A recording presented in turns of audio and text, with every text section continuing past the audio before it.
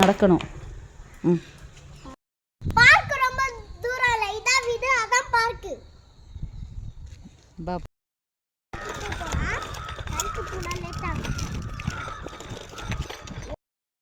மக்களே பாருங்க, இப்போதைக்கு அதான் செட் பண்ணல, வெறும் எம்டியாக தான் இருக்கு. நம்ம சைக்கிளை வச்சுட்டு சுற்றி சுற்றி தான் வர போகிறோம்.